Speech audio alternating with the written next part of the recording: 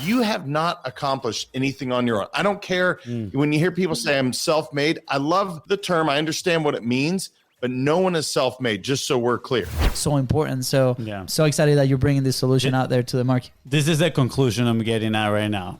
I'm going to have to go get myself a kid. No, I'm kidding. We've got some Hey, I'm Luis. And I'm Luis. And you're listening to the Content is Profit podcast, where we talk about entrepreneurship, mindset, and of course, how to turn your content into profit.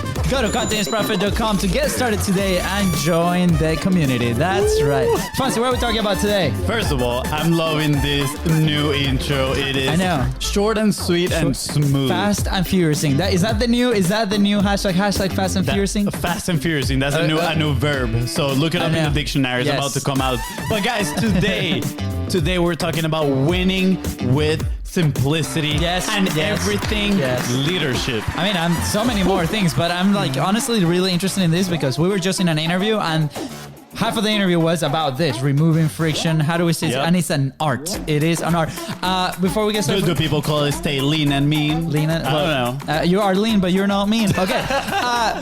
What's the sponsor today? Fonzie was the sponsor today. Thank you for asking, good sir. Today's sponsor is your own, the BIZBROS. Yes, this podcast is possible thanks to Content Momentum. That's right. If you're looking to multi-purpose your podcast or video content and turn it into profit, make sure to slide in the DMs at BIZBROS Co. on Facebook, on Instagram. That's right, guys. And follow the show because every audio is dropping every Tuesday, Thursday, and Saturday on your favorite podcasting platform. So we're there with you. We're having fun. We're having a blast. And on top of that, you are learning so much stuff to get moving forward. That is right. And if today's guests help you move one step closer to your goal, please don't forget to share this episode because you might be doing the same exact thing for somebody else and leave a 5-star review. Episode 208. That's right, ladies and gents. And today we have the leadership and culture boss in the house. If you are a leader and manage a team, this conversation is just for you. That is right. Today's guest is extremely passionate about seeing others accomplish more than they could have ever imagined. And trust me, this is not his first rodeo. He has had 4 successful companies with very successful company cultures. Not only that, but he is about to help you simplify your world. So, hold on. Simplify your world. I was like, is that a word or the world? The entire world, take it.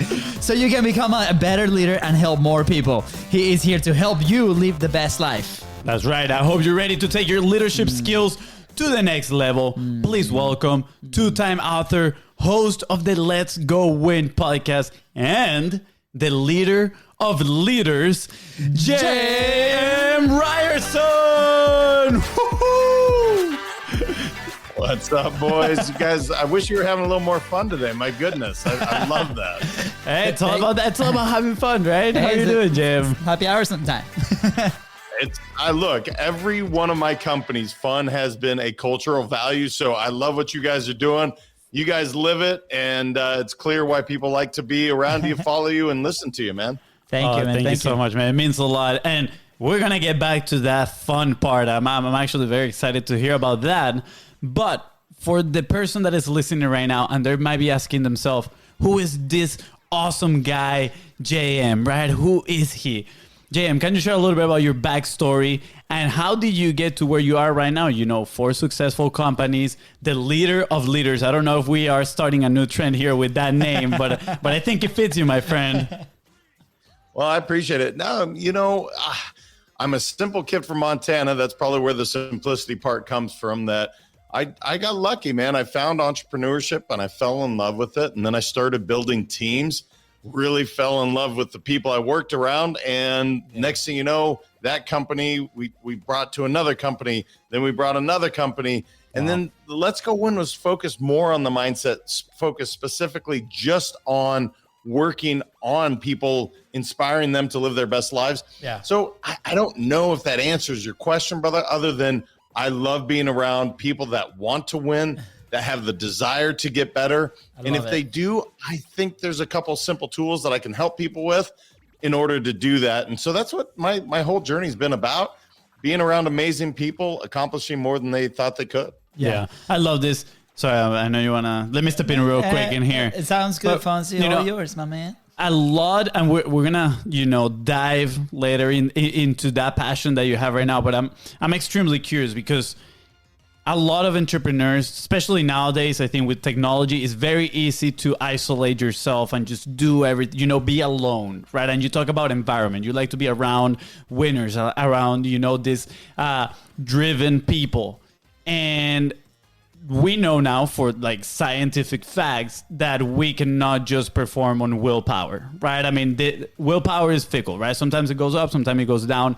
But the best way to actually change the results, to make an impact in our life and actually stay consistent with action, is by surrounding yourself or putting yourself in the right environment, right? Surrounding yourself with the right people. And I'm extremely curious on when did you learn this, or how did this come into your life? Yeah, so from a business perspective, it came into my life right away because I grew up an athlete, and actually one of my best sports was swimming. That's a very individual sport. Yeah. I didn't love doing that. I loved playing basketball because, again, that's a team sport where I'm around guys that, we're building camaraderie. It's greater than just myself. So immediately I knew that teams were something I enjoyed doing. So like watching the two of you guys do this, you have a leg up on so many people. A, you trust the person next to you. That is so vitally important. B, they are going to call you, keep you accountable on what you need to do. C, they're going to drive you, make you better. And then when you get to collaborate, it's just, when you have that, you have magic. If you can find that. Now, that is the challenge, finding the right people to be around at times and being clear on what you're looking for. So even though you guys are brothers, perhaps you weren't, let's say, like-minded and your cultural values didn't line up. You wouldn't have this show together. That wouldn't work. Yeah. But because you do, because you've talked about this, because you have a purpose in life that you both share, a vision, now you get to celebrate that with someone else. That is so much better than celebrating by yourself. And that is the other misnomer. No matter what, you have not accomplished anything on your own. I don't care when you hear people say I'm self-made. I love the term. I understand what it means, but no one is self-made, just so we're clear. There is support along the way, whether it's mentors, authors, it's your parents, someone along the way has lifted you up and allowed you to do that. And that's the part I love to celebrate is thank you. I have so much gratitude for those that have helped me along the way. Yeah, absolutely. I remember seeing for the first time that the self-made is not true. I remember the day I actually saw the post, because before that, you see all these people, whatever, like call it successful or not successful, right? But they're like, I'm self-made millionaire, or like that's how they advertise them, if somebody else is writing for them. And I was like, man, I just went to a very internal place, and I was like, imagine if I'm feeling this way, and I was reacting very it was bringing me down instead of motivating me, right? Because I mean, man, we've been in this journey for years. We've needed the help of so many. Am I not worthy to be that, right? So, and at that point, obviously, we were in this journey of business that is obviously a self-development journey as well. And I was like, if I'm thinking like this, I'm becoming aware of this, I can't imagine what this is doing for other people that aspire to be that way, right? So now we're sending people in a direction because there's no story surrounding that statement, right? And I love the fact that now we're talking about this because that's true, right? There's so many business. I remember one of the first businesses that I managed, it was a fitness studio, right? And we had a team about 15 people, right? And I remember we opened with the same team, and then a year and a half later, 2 years later, it was the same team. And it was a boutique studio. Turnover on this thing is very high. And that was what kept bringing members into the thing, because it was the entire team, right? And that was the first time I really understood the power of this. And then later, with Continuous Profit and the team that we have, all our team is completely remote except FONZI, although I wish he was, but it kind of feels remote sometimes. It feels lonely over here, James. But anyways, it's more important, right? Because now it's okay, we have technology. We have more people that's accessible to us in different markets, but how do we now, start structuring if we're brand new that company and other people, right? That they're delegating these tasks and these things to other people that are not in a physical location. So I'm very curious to understand what are the initial steps to start developing that culture. You know, for me as a Hispanic, we just invited everybody at home and we had a good night out and we drank and you know, everybody became a very honest person and we're like, sweet, we're now best friends now. But I understand that not everybody can do that. I'm very curious, like how do we get started with this, right? It's such an important question that you asked. And the first thing is to really be clear on what you want. What are you looking to do? So whatever that is, my vision is X. Cool. So I have a vision. Now you have to have someone else that believes in that vision, that can buy in and say, man, I can really get behind that vision. Cool. Now you have a little bit of a tribe started. Well, what's important to that tribe? What are the cultural values? What do we stand for? So what are those things? And I would tell anybody, if you're starting that journey, don't look for 5 or 6 or 10. Now, look, if you have that in your company, fine. I always coach my clients, get it to 3 cultural values. There's a reason for that. Scientifically speaking, we can remember 3. It's just the way it works, man. Earth, wind, and fire. I mean, you know, blood, sweat, and tears. You can go on and on about all these 3 things. Luis Fonzi and JM, you know, that's the saying. There it is, man. Content is profit. Boom. Like, you guys are pretty smart in doing that. And so once you have those cultural values, now we're in alignment with one another. And once you have that tribe, there's a saying that I think it was FDR said, it's amazing what can be accomplished if no one cares who gets the credit. When you really think of that, if no one cares who, hey, did you do this? No, we did this. If you can keep that, and I've watched great teams crumble because egos get involved and somebody wants all the accolades, or I've watched companies and teams thrive when they say it's bigger than us. It's this purpose. And so that's what I would tell anybody that's starting. Start with those things. What's your vision? What are your values? And then once you have that tribe on board, where are we going? What are we doing? Yeah, quick comment before I know Fonzie is like 30 questions in there ready to, you know, be launched at the screen. I just want to make an observation, right? A lot of people sometimes when we start, right, we're part of a culture, right? And then we decide to like jump off and do our own thing. And I know a lot of you listeners, right, are in that spot where you're either jumping, you just jump to pursue your dreams, right?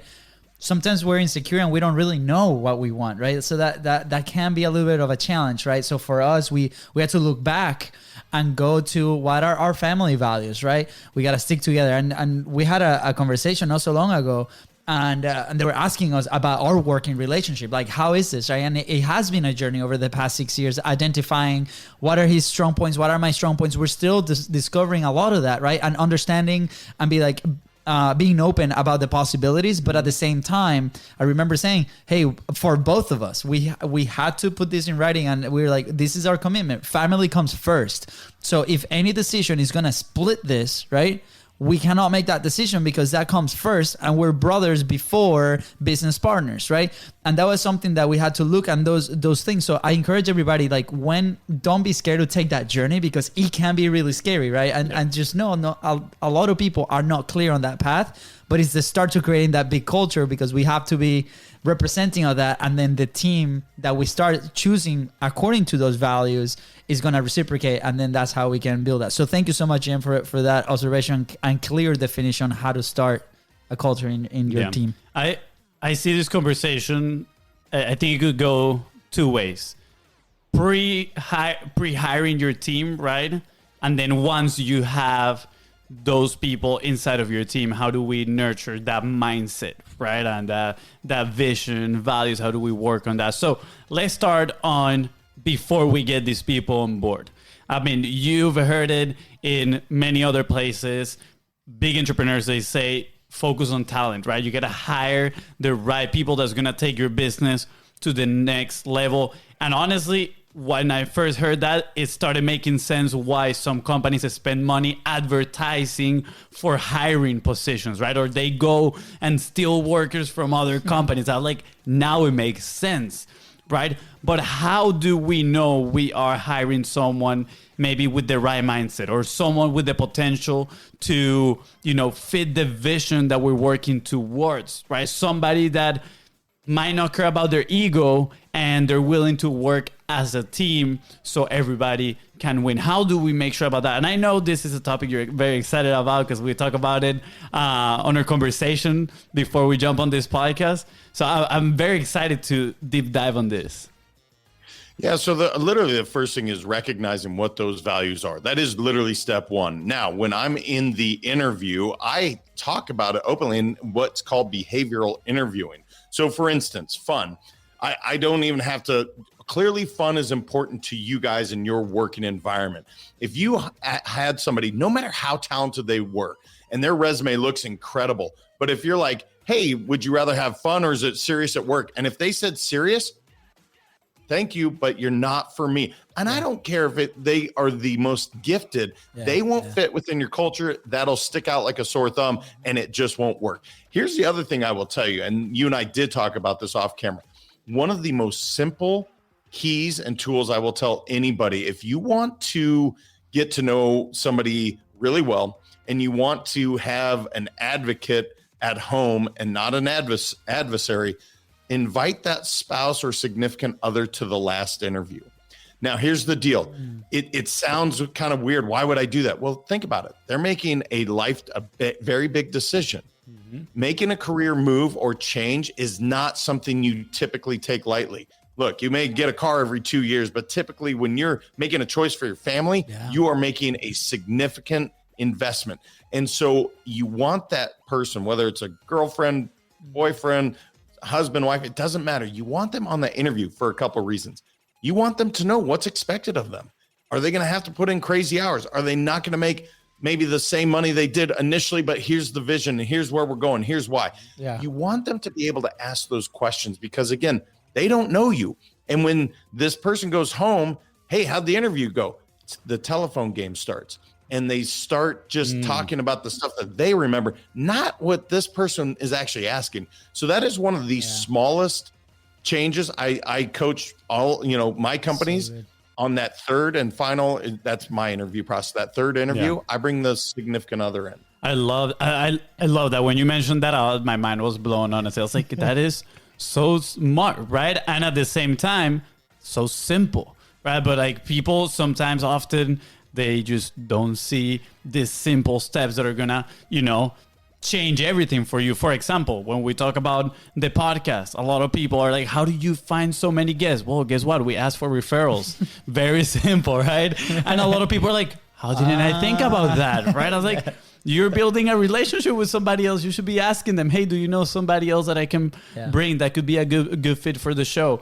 And I'm relating what you're talking about too with a little bit of sales, right? Because sometimes when we're in a sales conversation, we ask, is there anybody else that has a say in this decision, right? So we can have a conversation, all of us together.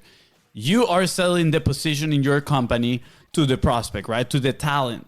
And guess what? Their spouse is one of those decision makers. Because if the spouse is like, heck no, you're not working there, guess what? The talent is not going to go and work for your company either. So I absolutely love this. So true. So okay, I want to break down a little bit the vision I just want to. I'm picturing this scenario where, like, we had this Calendly come in or the link and be like, hey, make sure that your spouse, your wife, your husband is right there, your partner, because we're gonna have fun, guys. Like, let's ready to make some decisions. I love it, and to a sense, I remember going through a process of known entrepreneur in our community, right, and the pre-framing to that appointment. It's like, make sure that your business partner is here with you. If he's not here with you, we're not jumping on a call. Like, the rules were very strict, right? And when it comes to hiring and bringing that team, and obviously on the sales environment, I feel like we're talking relationships at the end of the day. Like, the framework is very similar. So let's keep an eye out for that. And I love it.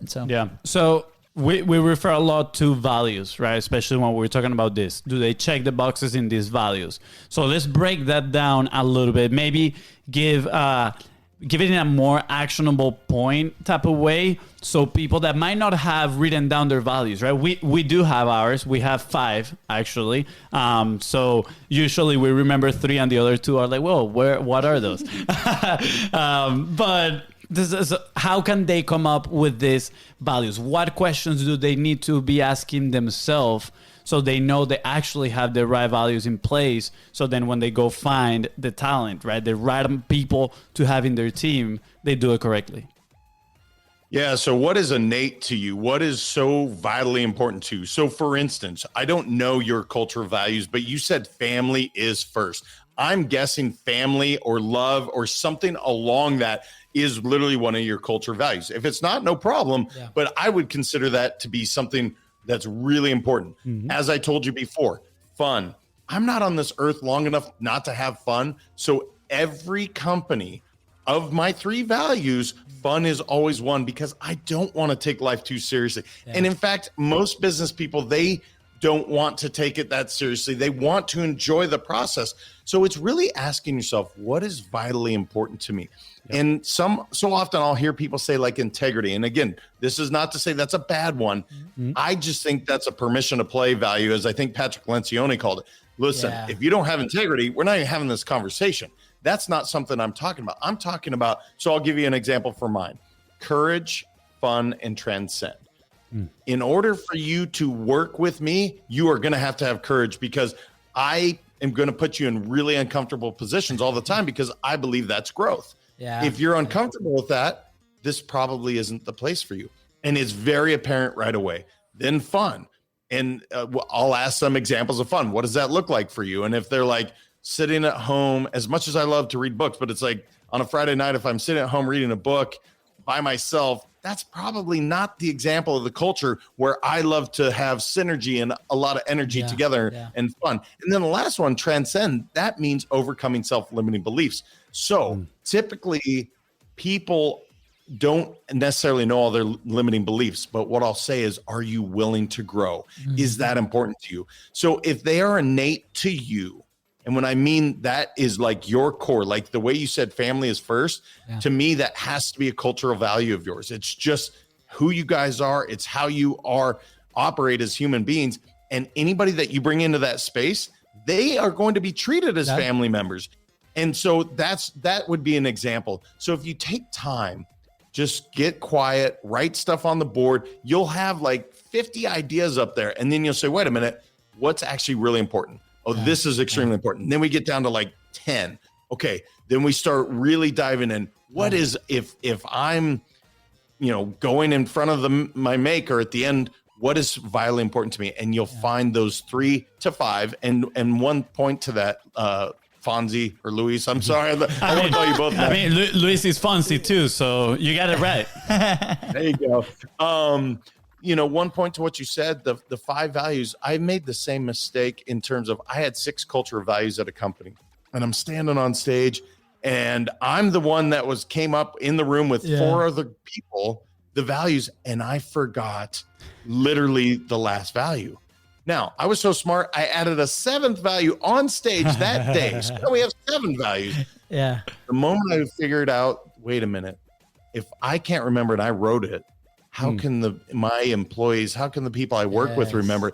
That's when I went to 3. Now, if I ask, 9 out of 10 people know our culture values just for that simple reason.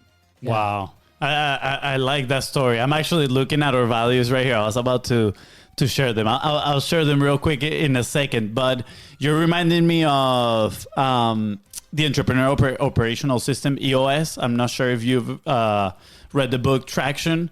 And they talk about that, right? Like those core values. And they talk about the importance of sharing those and communicating those and keep reminding those to the team, right? And we're going to be the first one to raise our hands. Maybe we are not the best at that. Better. We can do way, way better at reminding those, right? And sharing those with the team.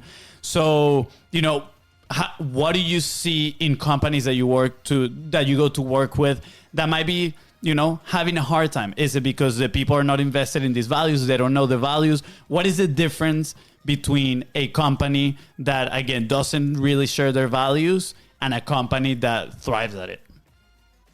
What a remarkable question, Fonzie. I love this. And it's a very simple answer. Shocker. Literally before every single meeting, you express what those values are. every time. So even if the two of you are going to meet for like 5 minutes, the first thing you start with is those cultural values, and you drive it home again and again and again. The power of repetition is so important. It's not that the people don't want to buy in. They probably don't remember the mission statement or vision statement or values that the company had, because it was written about, it's put up on some wall, but nobody's reading that. They're just going to work. And so reminding yourself why we're here every single day before every meeting to say, look, courage, fun, and transcend is why we are here. Let's get started. And here's the other thing that's crazy. It allows you to have those hard conversations so much easier. So if somebody doesn't act with courage, that's an easy thing to say. Do you see how you could have courageously acted in this moment instead of, cowering off to the back corner? Yes, I do. Instead of me coming down on them, I'm going to the cultural value. So it's no longer labeling them not courageous. I'm talking about this one act in which maybe they could have done better. And by the way, everyone I work with gets the exact same opportunity to tell me. And the one I screw up the most is fun, because I get in the serious business mode and they call it work mode. And they'll look at me every once in a while. They'll go, hey, do you remember one of our values? Yes, I do. What is it?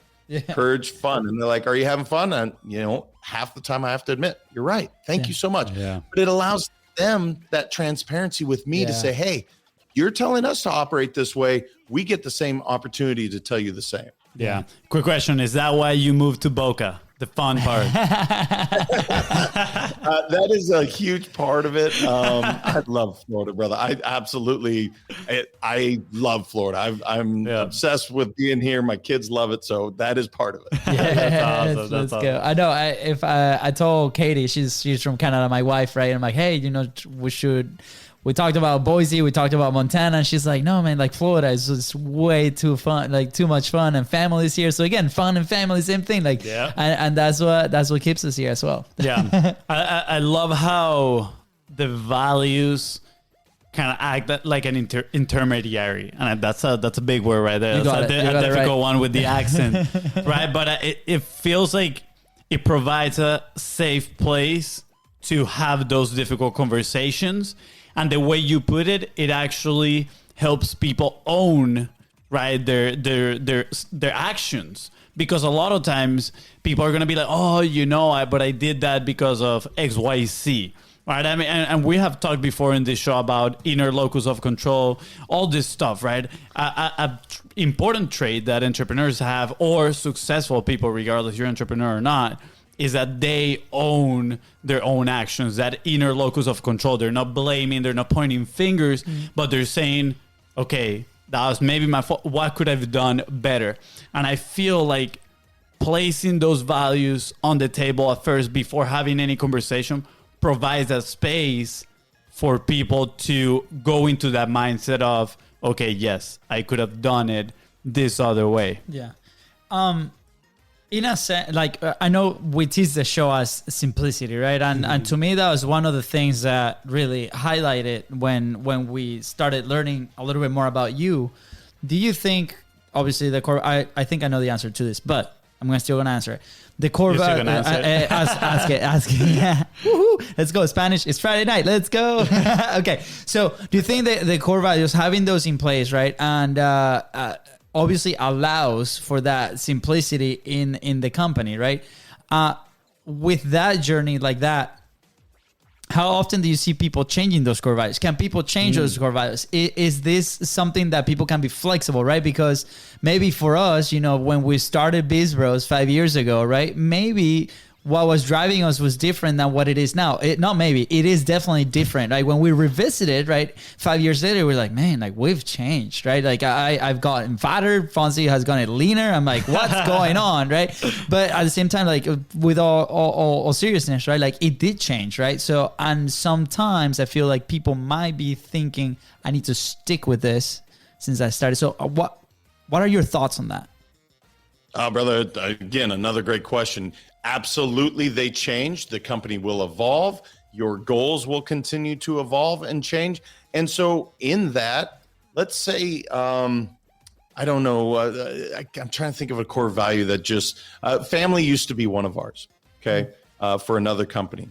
And we actually changed it to love at one point. And the reason was we wanted people to operate differently, because family to some people means a totally different idea than perhaps, like you mentioned, your Hispanic family, that maybe family to you means something different than, let's say, somebody from Germany. Okay. Maybe. And so that was one that we changed to the word love. Now you have to define these values every time, even though they're simple words. But to answer your question, absolutely. Whether it's quarterly, whether it's yearly, you should be looking and saying, is this who we are? Is this who we want to be? Is this where we want to go? And if the answer is no, we need to evolve, we need to change, go for it. And then obviously, then you start the cascading communication. And that starts with, here's where we're going. And you would involve your team on this decision to say, hey, did we miss the mark right now? Or, right now, is it changed? And typically, there will be a resounding feeling of yes. And it won't be all of them. It'll be like, yep, this one's not right. This is the one we're really feeling. And here's the coolest part.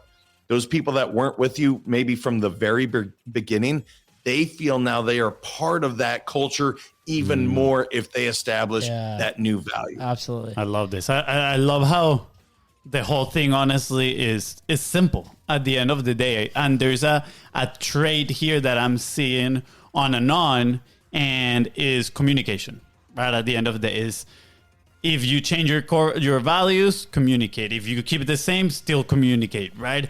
Very simple, yet very challenging to do properly. So in your experience working with many different teams, what is maybe the proper way of communicate, and not just the core values, right? But have a good line of communication in the company, so there's not been any misunderstanding or issues, problems, challenges, all these things, right? Because a lot of, I feel it kind of relates, honestly, to, and I see it related to my real life, right? When I don't properly communicate with my girlfriend, guess what? Problems, trouble, right? When we sit down and we put all our cards on the table and we talk clearly, we communicate, things are great. Right. So, and I feel like it just relates a lot to the business. So what are maybe some communication tips that, people can start implementing in their business or relationship? Who knows? Yeah, absolutely. And that's Asking for a friend. great point on both. Having a structured time to do that at a very minimum, every single week. Here's the biggest reason people are not happy and they say 70% of the workforce is disengaged in the US today, 70%. So the reason is they don't have the encourage, praise and recognition, the recognition piece. And that comes from communication. Now, if you assume, which is never a good thing to do, if you assume anything that they know what they're expected to do at work or that they know what their role is at home, every time you assume, we know what that stands for, right? You make an ass out of you and me. Yeah. So when you put that together, don't assume anything and have that conversation, because so often, let's say somebody's not performing at their job. It's not because they don't want to. It's possibly something else is happening. Their mom is sick at home, and so they're having to deal with that. They're not able to be fully focused. Yeah. Let's say they don't know how to perform at their job, yet they're scared to talk to you because you're not very approachable. So having these check-in meetings, and again, I say weekly at a minimum, to say, how you doing? How are we looking? Are we on pace? Is there anything I can do to support you? If you ask that way, it goes over so much better than if you come in guns blazing like, you're not performing, blah, blah, blah, your metrics are low. The truth is people want to perform. They typically don't necessarily have the resources, or they don't know they have the tools and resources available to them. Yeah. Wow, that's so important. Yeah. I remember when we first established our communication cadence inside of the company, when we had with our team members. It was me and FONZI for a long time. So obviously, we were work next to each other or in front of each other, and we're like, hey, this is happening, whatever, and we'll chat it out and that's it. But when we started adding team members to the process and the thing, and things started to grow and evolve, we're like, we need to take this a little bit more seriously, right? So we do a Monday meeting where it's like all hands on. Everybody in there is about an hour and a half, right? And there's different things that we touch on, but there's one section in there. It's like this is truly a safe zone. Like we can literally say anything that we want. Remember, one of the first ones, one of the guys is like, okay, I haven't gotten paid yet, and I was like, oh my gosh, yes. Oh, the invoice is there. That's my bad. Yeah, let me go ahead and take care of that, right? And it's like a space where, you know, in another environment, that conversation would have gone very differently, right? Because he probably would have assumed that I didn't want to pay, but it was not that way. So I didn't take care of it initially when I saw it, and I was like, that's coming, whatever, and then I forgot, right? And it's like, okay, perfect. This is a great example. Guess what? Everybody was laughing. You know, I was laughing because we come with a mindset of that is a safe space when we can say these things, whether they're really good or whether they're really bad, because we're all in this together, going full circle, right? And then Fonzie and I have that meeting on Thursday, just the two of us, where during the week we're in flow, we're working, and then if there's an issue that is not urgent, then we can put it in place on that one meeting for both of us. And that created like a really solid space where we've been having really tough conversations and decisions. So we encourage everybody to look at that, right? We're currently helping a couple of local businesses, right? With systems and different things. It goes from content to other things. And one of the businesses that we came in, communication was all over the place, right? Different communication platforms, like it was sent on a text or WhatsApp, and everybody assumed that everybody read that, and we're like, we gotta bring this in together, where it's like, okay, you guys have an all staff meeting, this is where we handle these things, right? If there's opportunities, there's where we handle, right? And we have multiple people in leadership position coming in and making decisions, rolling things out, and then they're not executed because they're not communicated properly to the entire staff. We've seen that creates a lot of friction from the staff because, you know, well, the leadership is like, well, this is not getting done, right? Creates friction. The staff is like, well, you never told anybody. Well, I sent a text. Those text threads go forever. So it's like, how do we do this, right? And I'm sure everybody listening, if you've experienced this, is very frustrating. So I highly, highly encourage, you know, follow JM's advice and create that simplicity in communication and making sure that we do not assume. I'm going to attempt to simplify what just happened right now. I love that we're like, let's simplify this thing. We actually had a long time ago a couple guests that they were kind of like talking about relationships, and they mentioned expectations are uncommunicated commitments, right? And I was like, wow, yes, absolutely. So look in your business. Do you have expectations of the people that you are surrounding yourself with? Because if you do, that means you haven't probably not properly communicated to them what you're expecting about them, right? So that could be a warning for you to start this line of communication. And when we start with the line of communication, remember, we start with the core values. We present that safe space right there. Now, JM, I'm absolutely loving this, by the way. It is absolutely amazing. And I'm extremely curious for you personally, right? Eventually, I want to read you our core values so you can give us, you know, the hard truth. But for you, you said, again, 4 businesses, they've been successful, great cultures, and now you're transitioning, right? You're building something totally new. What is it? What is it that you're building? What is the goal of what you're building? Where do you want to take people with this? Yeah, thank you for that. I appreciate that. It is new and it's exciting. It's really a movement. It's funny. It is a company because, listen, in order for a company to stay in business, it has to have profit, like you have the word profit. And so, but the idea is literally to inspire people to live their best lives. Now, that vision statement alone will never be accomplished. That's when I knew we nailed it, because that gets me out of bed every single day until the day I'm buried 6 feet under. I will never accomplish the goal because I don't believe every human being will be inspired. But guess what? That gets me going every single day. So the whole idea of let's go win, the funny part is it's not about wins or losses. That's the misnomer of it all. And here's why. Yes, I love to win. I don't know anybody that doesn't love to win. I don't care what, you know, in sports, in life and business, we love to win. But it's the process. It's really setting yourself up for success every single day. So I have a saying that I use. It's change your habits, change your mindset, change your life. If you can do those things, it's amazing what you can accomplish. So the second book, if people are willing to spend 90 days to literally use it, I've watched people build companies in less than 90 days by simply doing it. And what's remarkable is, again, it's very simple. All it takes is the discipline of doing it about 5 minutes a day. If you do that, it's going to hold you accountable. Now, the beautiful thing with you two is you have that built in, I imagine, with one another. But guess what?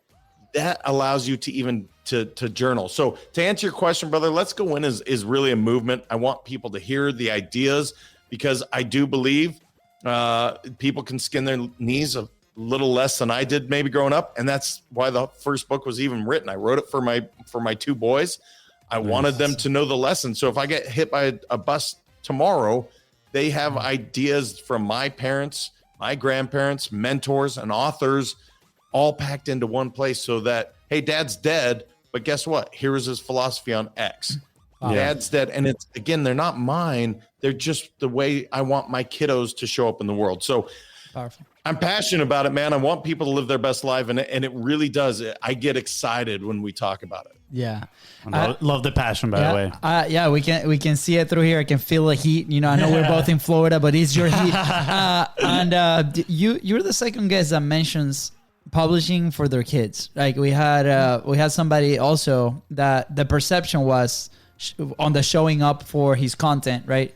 Was like, I'm building this network of pieces of ideas, values, things that I'm sharing with the world.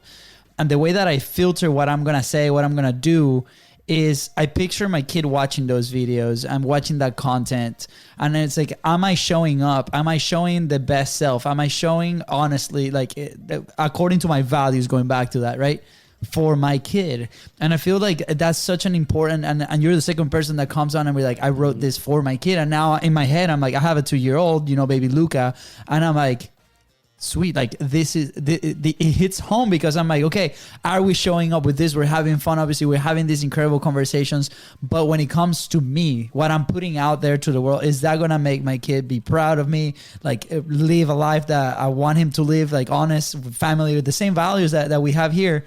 And I think that's a great framework to go off of when we start publishing, which is, obviously what we do. So thank you for sharing that, and to sharing it with the world, right? Because there's a lot of people out there that might be lost, that don't have a framework, that they don't have a guide to go there, right? Like, I remember a very specific moment in my life where my first dog died. That was hard, right? And in that moment, I was like, man, stuff needs to change, right? And it was not just the dog dying, it was the situation around that time. And building those habits, it was one of those times that I really looked into, like, something gotta change, right? We gotta do something about it, starting with those habits, especially 5 minutes a day for those that might be very busy. So important. So, so excited that you're bringing this solution out there to the market. This is the conclusion I'm getting at right now. I'm going to have to go get myself a kid. No, I'm kidding. No, I'm joking. I'm joking. I hope my girlfriend listens to the show. She's like, whoa, we just stepped in. Oh, my man. You don't know. She will be so happy to listen to this part right here. So you know. We might believe this whole part. This will be an added bonus at the end. Editor, this is the hook for the episode. I'm just JM, so I'm curious, right? Obviously, extremely passionate about what you're building. It's absolutely amazing to see, to feel that passion. And what are the ways that you're doing that besides the publishing, besides writing this book and stuff? Are you creating a course? How are you putting this message out there so people can consume it and learn more about it? And of course, increase their well-being. Yeah, there's really 3 ways. So I do a blog. So every week I write an article of just things that I want to put onto paper that people can digest. Now, not everybody reads anymore. I've come to that conclusion. Whether I like it or not, it is what it is. Yeah. So then the second option is the podcast. And frequently on the Tuesday tune-ups, which is a much smaller 15-minute segment, those are some of the blog ideas that get put out with my wife. Actually, I have her on as a co-host, so it's a lot of fun. Nice. Very similar to what you all are doing, and it's so much fun. And then the third way is I have built an online course that people can do. It has sales involved, but also just building your team. Yeah. It's so funny because we talk about business and cultural values within the business. I also have them within my home. Yes. That is it. I need my kids to understand, like, this isn't just what dad goes to his office and now he's in work mode and these are his. No, we have cultural values as a family, and we actually have a whole wall with pictures. And I want my kids to know this is how we show up. So again, as a parent, now, Fonzie, I know you don't have a kid to yell at yet, but that we know of. Yeah. But when you do, so often we want to say, because I told you so. That's the worst parenting you can ever do. You want to explain to them why you're telling them X, Y, or Z. And again, I go right back to the culture values. Again, love is one of those for our family. If you smacked your brother in the face, did you do that out of love? Yeah, Dad, I did. Man, come on, let's talk about this. Yep. The fact is you didn't, and why did you hit him, blah, blah, blah, blah. But it all starts around those values. So anyway. That's awesome. Thank you. Yeah, no. So, I mean, we have two more questions, but since we're already on this topic, where can people go find more about the course, about the blogs, if they like to read about the podcast? Yeah, letsgowin.com to the website. Let's Go Win podcast on any of the major channels. And then Let's Go Win 365 on social media if you guys want to reach out. I try to make it as simple and easy for everybody to reach out. Yeah, that's pretty good. And just so you know, for the person listening right now, we are leaving all the links in the description. So just scroll, tap them all, follow him everywhere, read all the blog, please, and leave a comment in there so he knows you actually like to read, and listen to all the podcasts and leave a review as well. JM, so the last two questions that we usually ask. First, what is an action point for the entrepreneur that is listening right now? Or maybe is somebody that has a job too and they're looking to improve their life. They're looking to improve their mindset, right? What is one action point to, get them a step forward? Yeah, do what you say you're going to do. And I, both to the people you work with and to yourself, if you want to build real trust and confidence with yourself, when you put a goal out there, do what you say you're going to do. So often we overpromise and underdeliver. I want people to underpromise and overdeliver. So if you're looking in the mirror and you're like, man, I need to lose 30 pounds, cool. Commit to it, truly commit, and then follow through with yourself. You will build so much confidence. But if you say, I need to lose 30 pounds, put a plan in place, and then you don't do any of that, you're lying to yourself. So that literally, if you want to separate yourself from 90% of the world, just do what you say you're going to do. Yes. I love that. Build confidence through keeping up with your own promises. I love that. Yeah, I've noticed this is so important, right? Because sometimes we do that to the external, but then we don't do it with ourselves, right? I've noticed this the last year or so, right? Like we athletes, like soccer players all our life, right? And then the last year, me personally raising my hand, right? I kind of stopped, right? And it keeps coming, right? What are you doing to do this? But at the end of the day, for some reason or another, I haven't done it, right? And it's like, oh man, and then you internally don't feel it, right? Getting back into it. Thank God I'm all sore about a workout I did on Monday. but it's that Monday. I know I'm still sore. That's how bad it was. I promise. That's how bad it was. And anyway, shout out to the 45 crew, the incredible workouts. Okay. But same thing, like if you don't do it for yourself, right? You're not creating that momentum, and then how can you serve others? And that's how that's how I've started to see it now. We're like, man, like I gotta show up also for myself, because if I don't take care of myself, I cannot take care of my team. I cannot expose the cultural values. I cannot simplify things. I cannot publish. And hence, my kid is not going to see my content, and I'm not going to be a good dad. Big consequence, right? Yeah, absolutely. Look at that. Awesome. Thank you for sharing that, Jam. That was profound. Literally, Luis, the way you said that, brother, is so true. If you don't lead yourself, you can't lead anyone else. So, brother, keep up the journey on that. And yeah, when you said it, do it. because you have the ability. Yeah. I mean, it's like you guys were incredible soccer players. In order to do that, all the work that you put in, same thing here. It just looks a little different. Yep. Absolutely. Thank you so much. And the last question here, we always ask this one to every single person that comes into Content is Profit, and it is, where would you be if you didn't publish, if you didn't share your message? Wow. If I hadn't shared my message, I think I just, and this isn't a bad thing, but I'd still just be doing my third company. And no, I'm not going to give you the BS answer. I wouldn't be happy. I wouldn't. This is my purpose in life, is let's go win. It took me, I'm 43. It took me a long time to figure out why I was on this earth. I built successful companies. I've made money. I've helped others make money. That's cool. But when you find that purpose, what you really want, it's life altering. Yeah. And so had I not published, I wouldn't be happy as I am every single day. It's pretty amazing to think that I went as long as I did not knowing it, but I don't ever want to go back. And I hope everyone finds their purpose, because we all do have it. It's in there somewhere, but you need time. The blessed ones, they know right away. But for me, I was an athlete for so long, and when it stopped, I didn't know necessarily what I wanted, right? But this is my purpose. And so, brother, I thank you for asking that and making me get to that conclusion, because I wouldn't be happy. I love waking up every single day. I can't wait to get out of bed. I mean, that's awesome. I hope everyone feels that way. Absolutely. Yeah, that's awesome. Well, I'm pretty sure that if they go and connect with you and listen to your podcast, they're going to be feeling that way. So guys, go and do it. Connect with JM. He's absolutely amazing, as you can tell. Yeah. Thank you so much. Is there anything else that we might have missed today that you want to add? No, brother, I just thank you guys for having me on the show. Who did the painting behind you? Because it's really cool, man. I like it. Awesome. Thank you. Shout out to Don and Emily Mamoonies. They're incredible. They've been clients, and they just sent us this one day, and we're like, oh my gosh. It was like truly unboxing video that we had out there, and truly honored thing. So yeah, shout out. By the way, they I think they do this for shows as well. So let us know if you're interested. We can put you guys in contact.